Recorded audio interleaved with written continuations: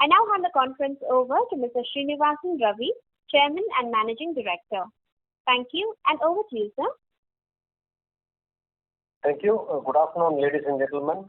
Welcome you all to the first earnings call. Since this is the first call, I would like to take a few minutes to introduce Craftsman as a company, because many of you may be new to the company. We at Craftsman are a well-diversified engineering company who commenced operations in 1986. We are a comprehensive solution provider. We are present across three segments of the business, mainly the auto powertrain, the auto aluminum, and the industrial engine sector. The industrial engine sector being the oldest in our portfolio. We have 12 strategically located manufacturing plants across the country, well integrated. We have long-standing customer relationships, and always it has been a habit that we outperform the industry because of our leverage which we are presenting across all three segments of the business. I will just run you through the brief highlights of the last year, the company performance. The first and most important, I think we have reduced the debt of 1,040 crore to 704 crore from March 20 to March 21. Out of the reduction of 336 crore, 140 crore has come from the IPO money proceeds. Almost 200 crore has been from internal accruals. And that too, during the pandemic year, we have had an internal accrual of 200 crore to reduce the debt. So debt stands at 704 crore, vis-a-vis 1,040 a year back. EBITDA, we have logged the highest EBITDA number, that is 447 crore so far in the history of the company. This is in spite of the small maintenance capex and some capacity balance capex of 106 crore. We have managed this EBITDA and results are in spite of the historically very difficult commodity price increase, mainly in aluminium for us, which is affecting Craftsman, and also in steel. And we have performed well even during this pandemic period and also the commodity storm which we had.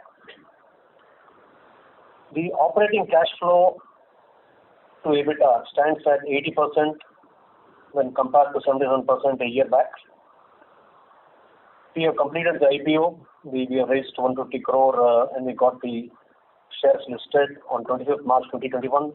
Thanks to you all, shareholders, stakeholders, who have given an overwhelming response in a difficult period. The standalone financials for FY 2021, the sales stands at 1,546 crore. PBT has grown by 114% to 148 crore. Turnover has grown by 4.2% and stands at 1,546. The PBT growth from 59 crore to 148 crore at 114% is better management of cost, better management of finance cost also, and all other expenses like the maintenance cost, the traveling cost, and the selling expenses. PAT has grown by 164% from 37 crore to 97 crore. EBITDA has grown by 10% from 404 crore to 447 crore, from 27% to 29%. We have registered the highest ever EBITDA in terms of both value and percentage of sales during the year FY 2021. Capex for the year was 106 crore, mainly as a maintenance capex and some technological upgradation and some capacity balancing and debottlenecking capex. Total long-term borrowing was reduced by 251 crore. Short-term borrowings were reduced by 85 crore. Overall reduction in debt during the year was 336 crore. Now the debt stands at 704, vis-a-vis 1,040. I will just put across the financial ratios, which may be interesting for the shareholders and also for the lending banks and institutions. The debt equity has improved from 1.42 to 0.72. Debt to EBITDA has improved from 2.57 to 1.57. EBITDA margin has improved from 27% to 29%. EBIT from 14% to 16%. PBT from 4% to 10%. PAT from 2% to 6%.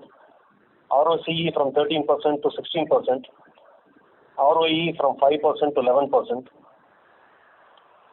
The current ratio has improved from 0.79 to 0.96. Earnings per share has improved from 18.21 to 48.02. Operating cash flow now stands at 356 crore, and the cash outflow to EBITDA is operating cash flow is 80% of the EBITDA. Now we move on to the segment-wise results.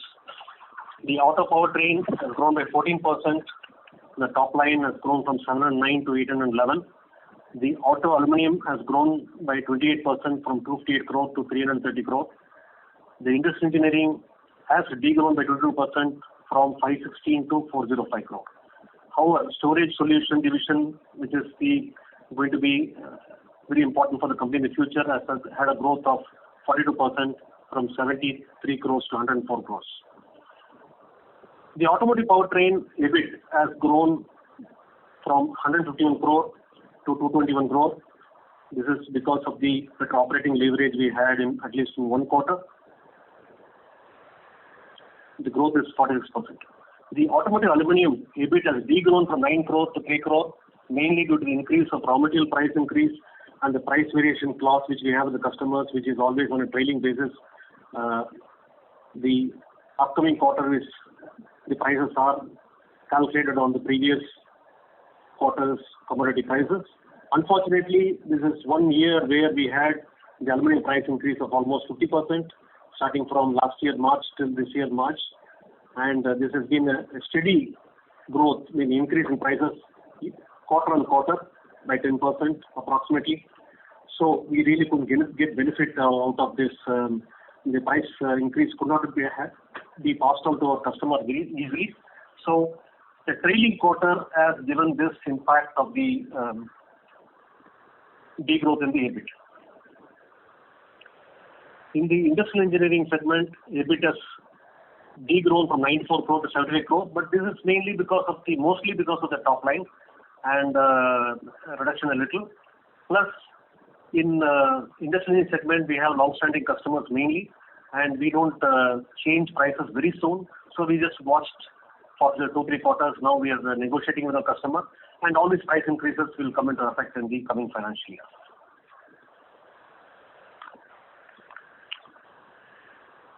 The standalone financials for Q4 year-on-year, turnover was highest at 535 crore. We have demonstrated that at 535 crore, still we are not fully utilized on the capacities, but I think the operating leverages are kicked in at 535 crore for Q4, and EBITDA stood at 153 crore for Q4, which has been highest so far. The standalone financials for Q3 versus Q4, the automotive powertrain segment turnover has grown by 8% and EBIT by 22%. The automotive aluminum segment turnover has grown by 3%, but EBIT has degrown by 3 crores. The industrial engineering segment turnover has grown by 25% and EBIT has degrown by 2 crores. With this, I will leave the floor open for any question and answers. Thank you very much. We will now begin the question and answer session. Anyone who wishes to ask a question may press star and 1 on the touchtone telephone. If you wish to remove yourself from the question queue, you may press star and 2. Participants are requested to use handsets while asking a question. Anyone who would like to ask a question, please press star and 1 at this time. Ladies and gentlemen, we will wait for a moment while the question queue assembles.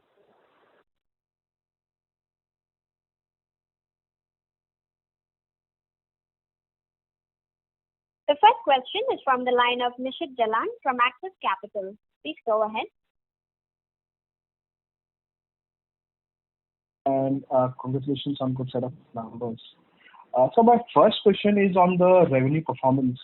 Like you highlighted that in the stuff year, especially your powertrain segment, we have seen a revenue growth despite a weakness in the CV industry. So So just wanted to get your thoughts, which customers or which new order wins have driven the revenue outperformance for us in this year, and how should we look at it in the coming 2 years as well?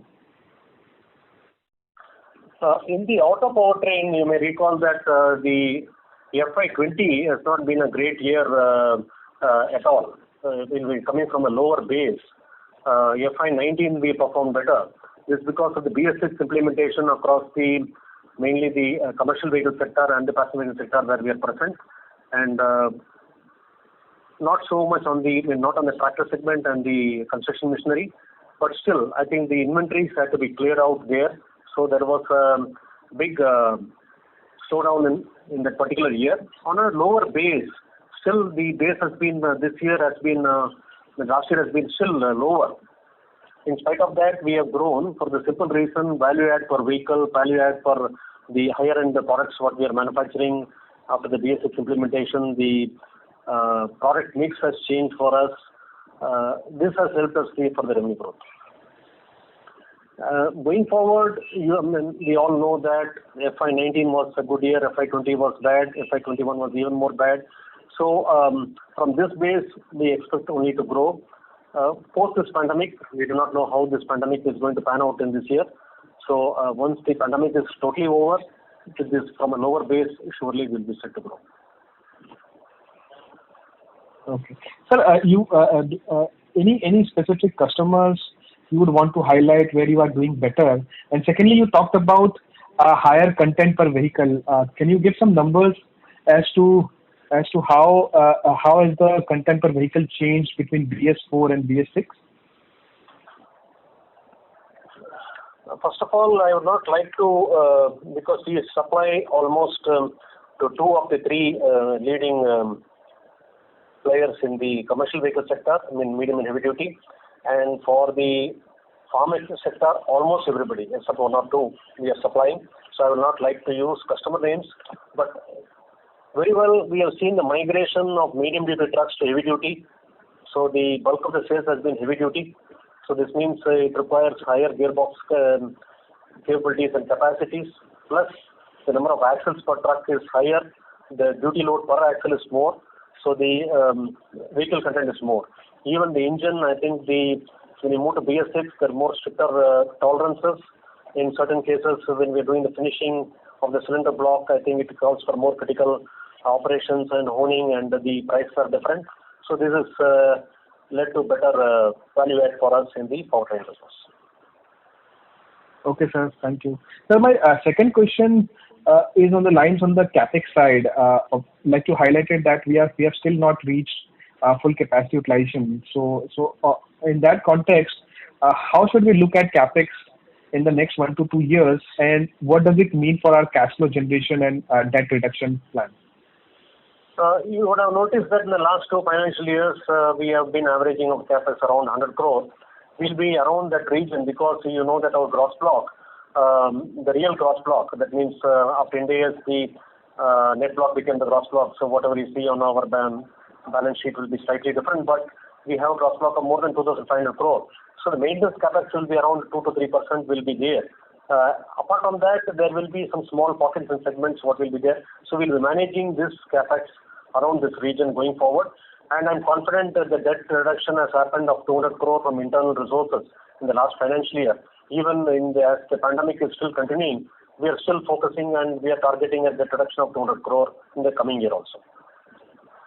Okay, sir. That's very good to hear. Thank you so much. I'll come back in the queue. Thank you. The next question is from the line of Abhishek Jain from Dolat Capital. Please go ahead. First of all, congrats for a strong set of performance. Sir, how was the segment-wise revenue mix for the powertrain business in FY21? As we know that around 50% revenue comes from the MSCV segment, and MSCV demand, MSCV production was down 22% in FY21. Despite that, your powertrain business grew by 14%. As you are saying that there is an increase in content per vehicle in the MSCV. So just wanted to understand how is the generally content per vehicle and how much increase in FY21? And the second question is the segment-wise revenue mix. Please repeat the second question. So how is the segment-wise revenue mix for powertrain business? Okay. More or less, it has been the same. The segment-wise the mix between commercial vehicle, the farm equipment, the construction machinery, and the passenger vehicles.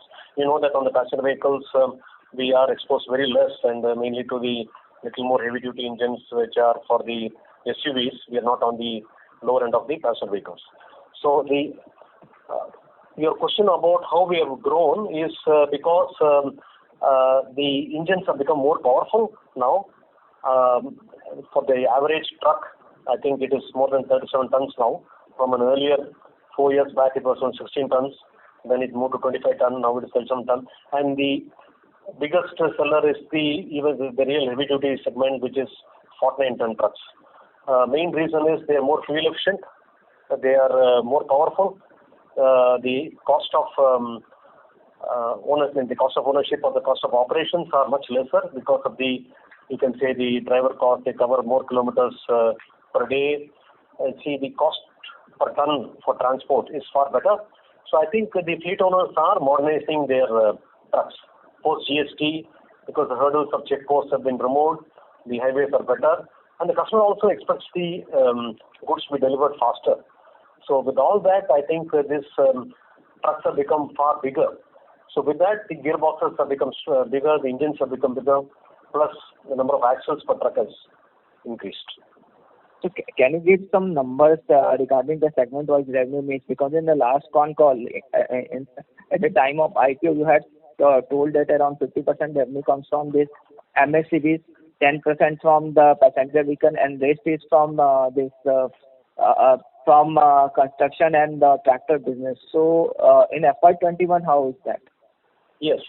For the powertrain business from FY20, the commercial vehicle has grown by around 54%. Mix of the total. Mix. You ordered the mix. The commercial vehicle mix is 54%, off-highway is 19%, tractor is 19%, and passenger vehicles is 7%. And in commercial vehicle, how is the mix for the LCVs versus MSCVs? I think 90% is heavy duty. Okay, heavy duty. Sir, my next question is related with the margin of powertrain business that has seen a sharp jump around 600 bits Y-on-Y.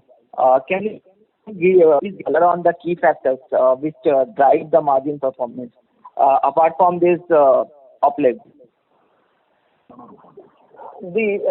Fundamentally, the operating leverage in most of the powertrain business, we are not buying the raw material also.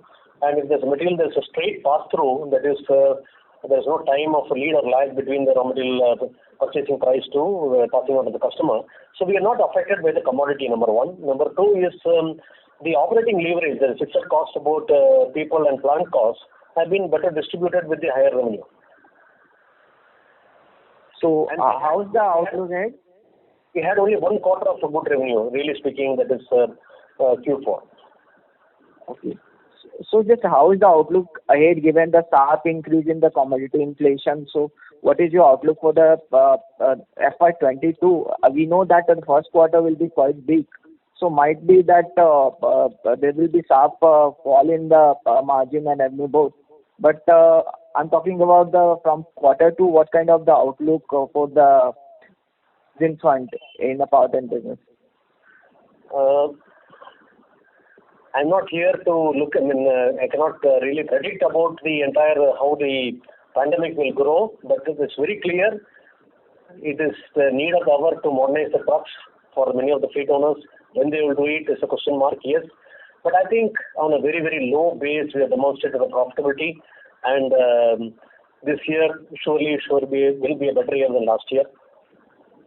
And sir, in powertrain business, you built your revenue for only from machining part. As other players are also ramping up machining capacity and having a strong backward integration. So how do you see revenue and the margin visibility in this business? Are you also looking for some backward integration kind of things in the powertrain business? No, we are not doing any backward integration because our capacities on the machining are very, very high, and it doesn't make any sense for trying any backward integration. And wherever we are doing business with the customer, it is there is a technological superiority, there is quality requirement, but there is also customer sort of stickiness which is there because of the product.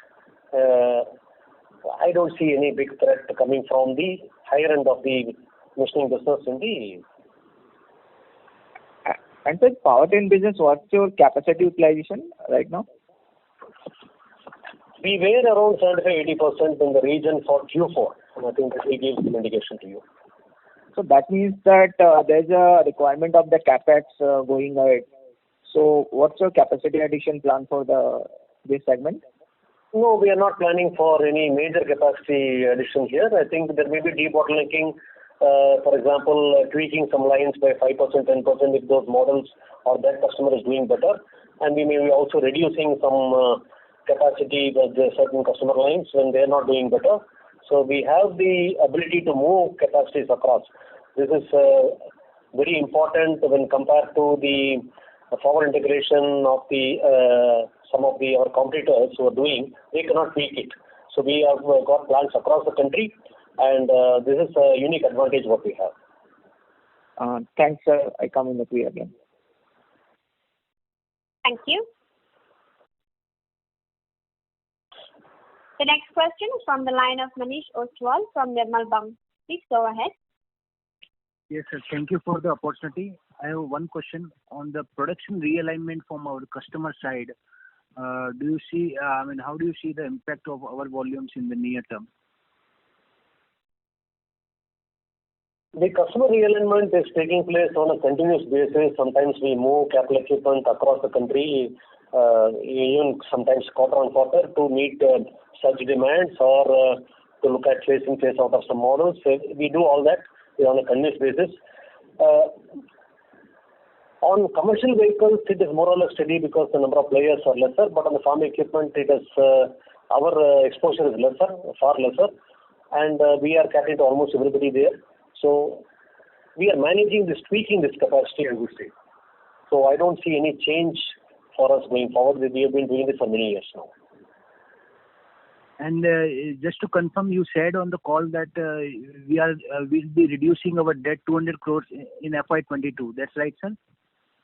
Yes, sir. We have reduced debt in FY21 by 200 crore, and we are confident about reducing debt of 200 crore going forward in FY22. From our internal resources, we have reduced debt by 340 crore last year. Out of that, 200 crore was from internal accruals, and capex of last year was 106 crore. So this year also we are confident about reducing debt of 200 crore. Right, sir. Thank you very much, sir. Thank you. Thank you. The next question is from the line of Joseph George from IIFL. Please go ahead. Thank you, sir. Thank you for the opportunity and good set of numbers. Congratulations for that.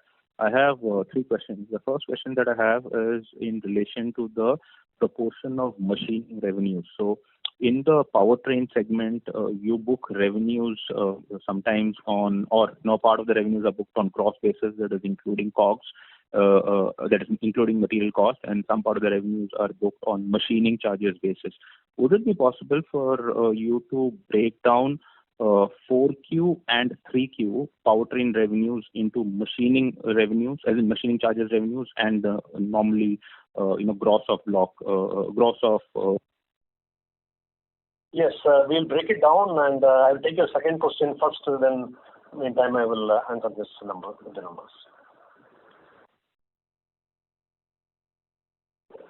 Can you make?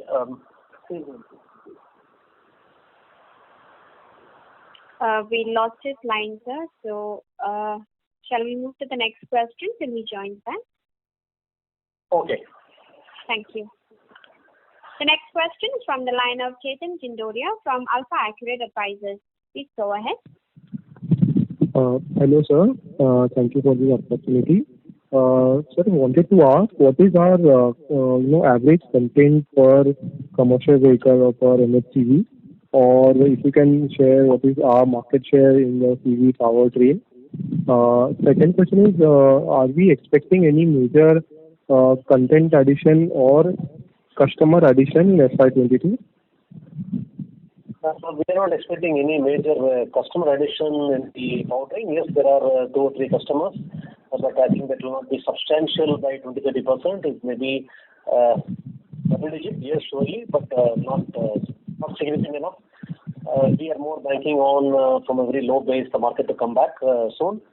The model-wise, I think it will be different. Whatever we contribute, the heavy duty segments we contribute more to the product and less on the medium duty. So that far it's also reflected in our revenues. The products are many, so I don't want to get into specific of the parts. Okay. So broadly, our growth should mirror the industry volume growth, is what you are saying? We have up to 2-digit growth from new customers, which are not in this geography. Yes. But apart from that, we will be banking on more new products from the existing customers, where our share of the business may be 100% and more value per product, number 1. Number 2, the market coming back, improving from this low base. Okay. And what exactly is the reason for the low margin in aluminium product business? So even historically, the segment ROC for aluminium product business is low. So is there some kind of turnaround that we are waiting for in this business, or how do you see this segment going ahead?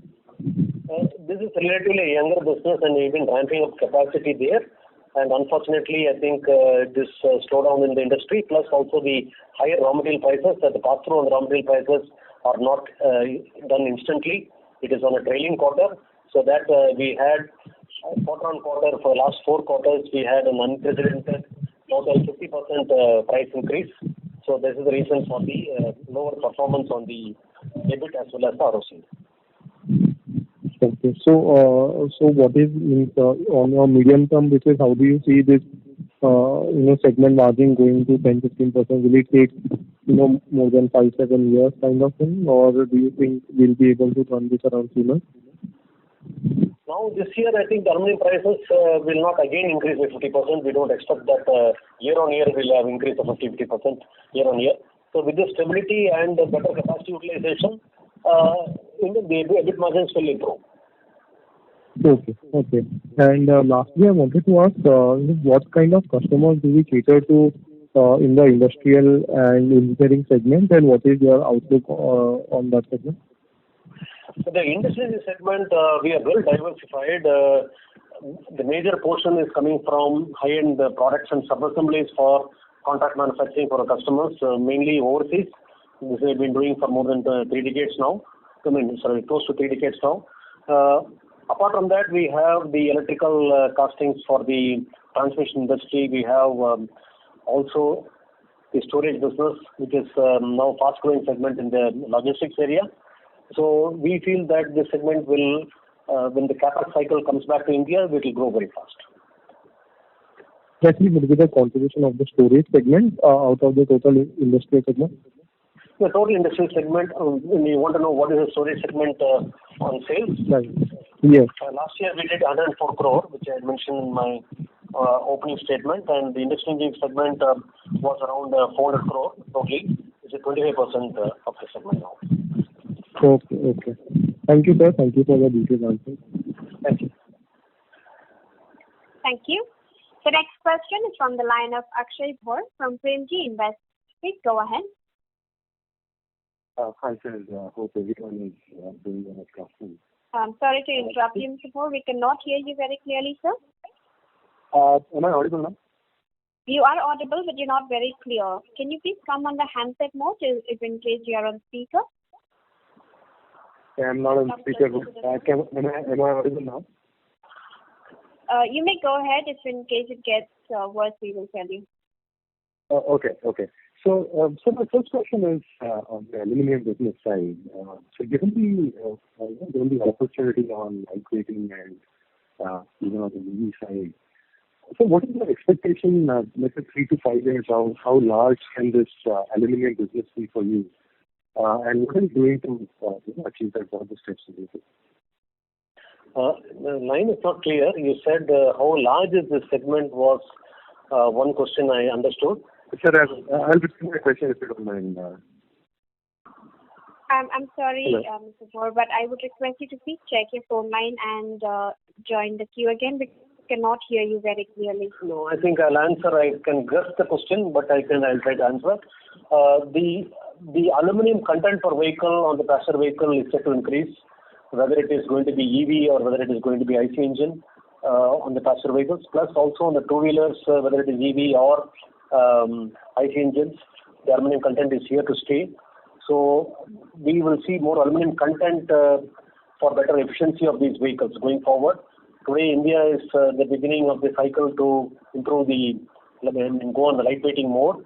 And one more thing, the heavier passenger vehicles will need to be complying with the CAFE norms, corporate average fuel efficiency. I think everybody is looking at reducing the vehicle weight, and every successful new platform coming out is having a reduced weight. This means more lightweighting is happening. So this segment is here to grow. This segment is still nascent in the country. The capacities are more centered around the two-wheeler market. I think it will start moving towards the passenger vehicle market also. Thank you. I would request Mr. Moore to please check your phone line and rejoin the queue. Thank you. The next question is from the line of Viral Shah from Enam Holdings. Please go ahead. Yes, thank you for the opportunity, sir, and congratulations on a good set of numbers. So firstly, sir, just want to get your sense on the demand side and how the current environment is looking like in all the three lines of business. You're talking about all the three segments or in specifically any segment? So all the three segments, if you could share. The powertrain business, we are coming from a very, very low base. And that is to our advantage. And post the pandemic, I think there will be a lot of demand for the manufacturing at least, because we know that the models have become more, the powertrains become more modern. And today we are present in most of the segments of with our customers wherever we are in. And when there is a slight improvement in demand when compared to last year, I think there will be quite a big surge for us for the manufacturing to fill in the pipeline. On the two-wheeler business, the auto aluminum, which is we are more predominantly present. We are also present on the passenger vehicles as well as the commercial vehicles. We see that one good sign is a lot of exports are happening from the two-wheeler manufacturers, the leading two-wheeler manufacturers in the country, and this is a welcome sign. So this will help to stabilize the two-wheeler business in the country. And post the pandemic, we feel that there will be demand. On the industrial segment, the CapEx cycle, it remains, I'm not an expert on this, but I would say that the CapEx cycle has been subdued for a very, very long time, and there has not been much capacity which has been put on the manufacturing side. And we have been very strong on the manufacturing for 2 decades, mainly on predominantly on exports. And when the CapEx cycle comes back to India, we will be in a position to leverage our presence there. Sure. And sir, just your thoughts on the current environment. How are you seeing in your interaction with OEMs? What are you kind of sensing? Is there current more? How long will this downturn remain? Are you talking about the current? Yes, the current environment. Market or for? So for the powertrain and the aluminum, auto aluminum business. The powertrain business, anyway, the commercial vehicles, as I mentioned earlier, the base is very, very low. Definitely the modernization is to happen, and there will be replacement market also sitting in. And the modernization from medium tonnage to high tonnage is not complete yet in the country. So when we see demand coming in, we will see the modernization to happen. So on the farm sector, I think we had a very good year last year. There will be maybe some minor correction, but I think this is a very strong segment, and India is also going to be one of the leaders in the lower horsepower tractors for the entire world. So this is also a good sign. A lot of exports are also happening. So that will stabilize. On construction equipment, once the infrastructure spending happens, on the powertrain, we'll be also set to gain on that. Sure. And just sir, one last question from my side. I think in part you did allude to the fact that the auto aluminum business suffered this year because of sharp rise in aluminum prices. But if I have to take a 2 or 3 year, probably longer term view, so what is our strategy to turn around this business, and what is the potential opportunity here? The potential opportunity is lightweighting of the vehicles plus more aluminum content per vehicle. Second will be more new products coming into the market at new pricing. The third thing will be for Craftsman as a whole, the capacity utilization, operating leverage. These are the three things which will fall into place because we also invested for high tonnage presses, which once it gets going, I think we will be much more profitable. And sir, what is the potential peak revenue from our current capacity in this business? I think it can double. Okay, great. Thank you so much. Thank you. The next question is from the line of Nishit Jalan from Axis Capital. Please go ahead. Yeah, hi sir. Sir, I have two questions. Firstly, on the powertrain segment, if you can share some numbers on the machining mix which was this year, and also if possible in Q3 and Q4 as well. Yes, the machining mix for the auto powertrain for Q3 and Q4 plus the segment breakup.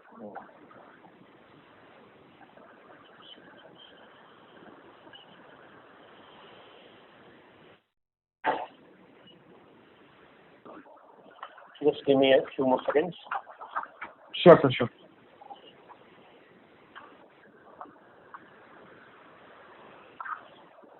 For the we need the breakup for the machining separately and the sales separately. This is only machining. Okay. Q3 is 121 crores. Q3 is 121. Q4 is 141. Q3 is 121 crore and Q4 is 140 crore on the machining portion alone. And on the apart from that, we have the sales. The sales is 112 crore on Q3. That is with material, and for Q4 is 105 crore. Okay, so basically this is the sale to one customer where you book both casting and machining revenues, right? Yes.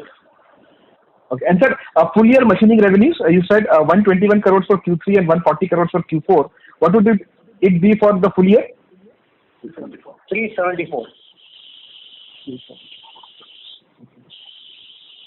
So, sir, higher machining mix in powertrain segment would also have helped our margins on a sequential basis, right? Better operating leverage will improve because we get our margins on the machining value, whether we do it here on the top line may be different because it is more linked to commodity price. I mean, whatever we buy. I think the more capacity utilization in the plant will lead to better margins. Correct. Sir, my second and last question is on the aluminium segment. An extension of the question asked by previous participant. You did mention that we are at the start of the cycle where aluminium content, a lightweighting focus will increase significantly in passenger vehicles. So, sir, currently this segment is dominated more by two-wheeler OEMs. So, are we looking at or have we got some orders on the passenger vehicle side as well? And what are your thoughts on the commercial vehicle segment? Have you started to see some usage or increase in aluminium content on the commercial vehicle side as well? On the heavy-duty commercial vehicles, there are only few parts in aluminum. We don't see much change in the philosophy there. On the passenger vehicles, we have got for the powertrain, the conventional powertrain, we got some orders for both from multinational companies for both domestic and export requirements. This is yet to start. I think FY23 will be start of production for that. We just got orders recently. So with the passenger vehicles by itself, I think the engines and all other products will become smaller and smaller. The platforms will become more compact or more lightweighted. So we are yet to see that more because the pandemic has slowed down many of the developments which are happening in that field for new models coming in. We have to wait for that. Okay. So essentially, in the aluminium segment, over the next 2, 3, 4 years, our mix will shift more towards passenger vehicle and CVs compared to the higher dependence on two-wheelers that we have today? Yes, we already have got a big order for passenger vehicles, which is start of production is 23. Of course, 22 will be the PPAP and other things. So with that, I think that will change, that some segment will change. Okay, sir. Thank you so much. Thank you. Thank you. The next question is from the line of Abhishek Jain from Dolat Capital. Please go ahead. Sir, your margin in aluminum product business is much lower than peers, while in the other segment like in powertrain business, it is much higher than your peers. So just wanted to understand, is there any intersegmental revenue between both? No, there is no intersegmental revenue between both. Both are very, very clearly marked. One is fully integrated plant. The point is on the aluminum business, we are making the casting, we are making the machining. So it is fully integrated, and it is totally different. We have got very clear distinctions on there. So in material content may be around 50 or more than 50% on the sale value, and when we have an impact of 10-15% quarter on quarter for the aluminum content, that almost wipes out the bulk of the portion of the EBITDA. Okay, sir. And sir, my last question is related with the revenue mix. In terms of the replacement and OEMs, how is the mix? You said replacement? Yeah. How much contribution from the replacement market in overall revenue? I would put it in a different way because I will just put in a broad number. Currently, two-wheeler market is more mature. They understand 65% is going for replacement. More than 60% of the current sales itself are going for replacement because the life cycle of the product also is not very large. The user age group and the migration towards different models or different vehicles or even four-wheelers are happening. So it is quite mature on the two-wheeler. On the passenger vehicle, I think the replacement market has not fully set in because of the longer life cycle of the product, and bulk of it is still first-time user. The resale it's not as like the mature markets. That's what I know. On the commercial vehicle, maximum we can go for 1 million kilometers very efficiently for the trucks to operate. Beyond that, they may need to move towards lesser haulage and shorter distances. That is how we are. Historically, we've been operating. So it depends on the usage, the recursion cycle. So overall replacement is around nil in overall revenue. No, replacement, I will not like to get into this discussion in detail because it is for the OEMs to give these details. But I think the replacement cycle for the heavy duty has not set in because heavy duty, the sales have started only recently in the last 3-4 years. So that replacement cycle has not set in. Okay, sir. And how is the mix for the domestic versus export in for 21? The direct export has been very close to 10%, and the Tier 2 export, which is deemed export, is another 10%. Okay. Thanks, sir. That's all from my side. Thank you. The next question is from the line of Gaurav Khandelwal from Mirae Asset. Please go ahead. Thank you, Mr. Ravi, for the opportunity. I hope you and your team members are keeping safe. Sir, just few questions from my side. You indicated that in the aluminum products division and industrial product division, there was some impact of lagged pass-through of aluminum prices. So can you just let us know the steady state EBITDA margin of these two verticals? We have demonstrated in the past 12% EBITDA with a lesser capacity utilization on a steady state of aluminum content. With a higher capacity utilization, that EBITDA will go up beyond 12% and maybe very close to 20%, I would say, going forward. But it depends on the operating leverage. At, let's say, 80% capacity utilization, in both these segments, you can do 20% EBITDA margin, right? It will be around 18% EBITDA margin on the autonomy business. Understood. And similarly, 1% at a lower capacity utilization without the commodity impact.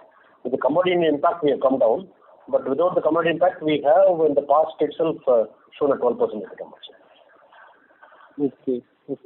And so in the industrial product division, what will be our capacity utilization? You have indicated about the aluminum, both the aluminum segments, but in the industrial side? In the industrial segment, I think in the last year we have utilization has been less than 50%. Less than 50%. Okay, sir. Thank you so much. Thank you. Thank you. The next question is from the line of Akshay Ghor from Pronju Invest. Please go ahead. Sir, am I audible this time? Yes. Okay. So, just continuing on the aluminium business side, given currently at 110 crores of quarterly run rate, so assuming that you're working on some of the contracts which will materialize in F23, what kind of run rate revenue should we assume, on an annual basis in, let's say, FY23 post some of these contracts? We are talking about FY23, right? Right, sir. Right. FY23, I think the run rate will be minimum double. Minimum double as in you're saying 220 crore kind of run rate or what? Yes, sir. Yeah, double.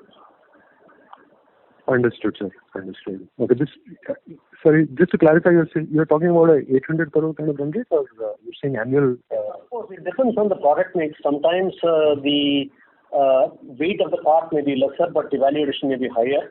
So I would rather say that we'll be upward of 650 crore for FY23. Got it, sir. Got it. And this should come in at whatever 18% kind of margins that you. Yes, correct. Perfect, sir. Perfect. So just trying to understand the near-term numbers a little better. Q1, whatever run rate you are doing in April and May, would you be, let's say, similar to what you did in Q3 of about 490-500 crores, or should we kind of expect some more moderation in revenue trajectory? I would answer the question a different way because we will not know how Q1 is behaving, Q2 is behaving. It depends on government, it depends on the pandemic, it depends on the OEM's policies and things like that. But the inherent latent demand is still available. When it bounces back, we will not know. And we are still at a very low base last year, and we have demonstrated close to 100 crore PAT on that, and with the EBITDA of 440 crore. We are very confident that last year we reduced it by 200 crore from our internal resources, apart from the 130 crore. So with no more capital infusion, we are very confident about continuing with the capex cycle of around 100 crore approximately with the capacity balancing and maintenance capex, and still going ahead and reducing the debt by 200 crore in the current year. That means the cash flow situation has to be very strong, and our EBITDA and EBIT margin has to be strong to demonstrate that. So I will not like to get into Q1, Q2 numbers because it's not within our control as of now. Got it. No problem. And just a couple of bookkeeping questions. In terms of interest expense for next year, what kind of numbers should we work with? Is a 7% kind of interest rate on this, let's say, worst case 700 crores is something that we should work with? Or? I think last year itself, our overall financial cost itself was around, actual financial cost was around 80 crores, 80 or 85 crores. Balance was lease rental, like building rental and things like that, including some equipment rental, all put together was classified under Ind AS as depreciation and financial cost. That was amounting to close to 20 crore. It's a broad line number. So this 80 crore actual financial cost for FY21 will come down by further at least 25 crore in this particular year. So the sum up of the financial cost as you see in the P&L may be around 80, including the lease. Understood, sir. And sir, the depreciation expense for the next 2 years, what kind of run rate should we assume? We have peaked on the depreciation. You might have noticed that depreciation is hovering around 200 crore. This is the peak. We have done the extrapolation. Some things are going out of the period of service, so it is getting obsolete. So all put together, I think with the lower capex which we are doing now, and normally the capex is equal to the depreciation to sustain. That is what is called maintenance capex. But we have succeeded in extending the capital life, and we are doing a lower capex in the last 2 years. So, and also in this year also. So depreciation will not increase further than whatever is. It will be hovering around the 200 plus, 208, 210 crore range is what we see. Thanks. I'll leave it at that, sir. Thank you. MAT rate is still available. We'll be still under the same tax structure. Last year we were under MAT. This year also we'll continue to be under MAT. MAT utilization, we had utilized around 20 odd crore last year.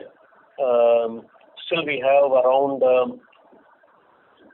26 crore what we utilized last year. Around 68 crore is still available for us. Thank you.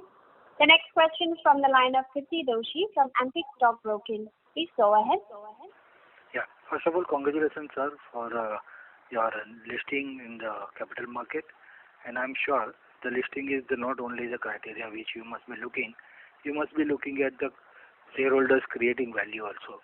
I have a different question than whatever my other all colleagues has asked. So most of the questions they ask on the business side, and I'm sure that you have given them the confidence and you will do well. I want to know 3-4 things. What was the total fees paid for this issue to the investor banker and to all other agencies? I want to know that despite the best of the time in the IPO market and best of the time after the listing, why our stock is still trading lower than the value where the IPO is offered? And despite the best of the investor come onto the IPO in the investment list.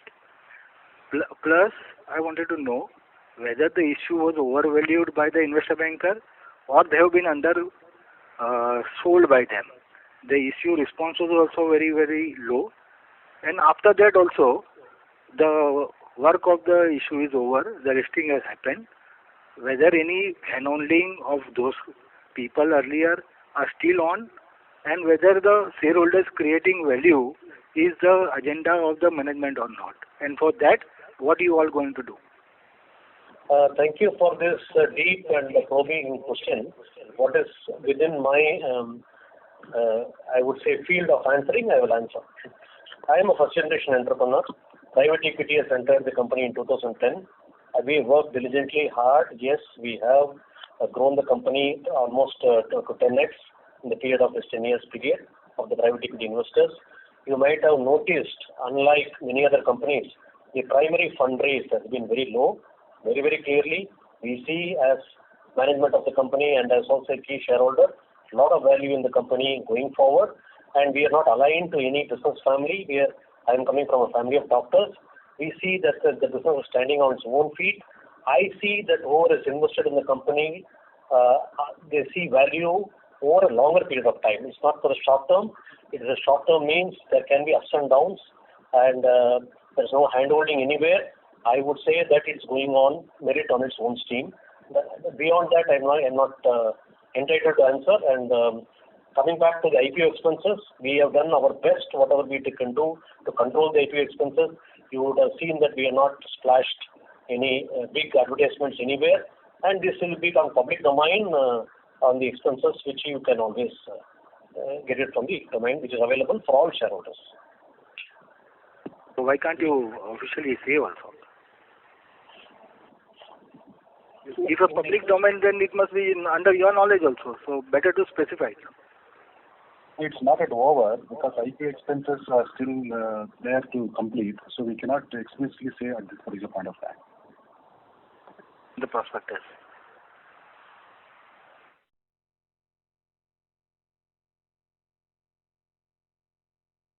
It's a simple question. It's not a complicated question, sir.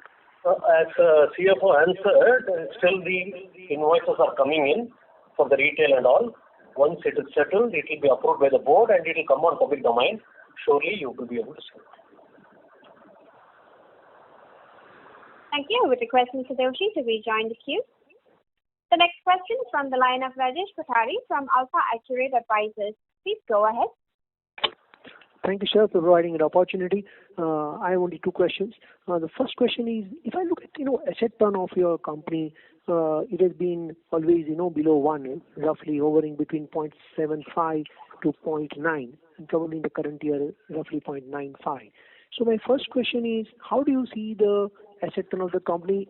Can it increase beyond 1, or because of the kind of a business in which you are, probably it will remain around 1? That's my first question. And my second question is, if I look at the return on net worth of the company, generally it has been very, very low single digit kind of thing, except probably 1 year. So how do you see ROE trajectory over next 2-3 years?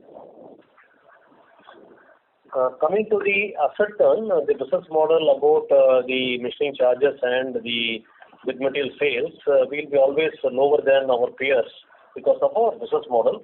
But surely the capacity utilization, as you would have seen, we have done 535 crore in Q4. The exact number, approximately.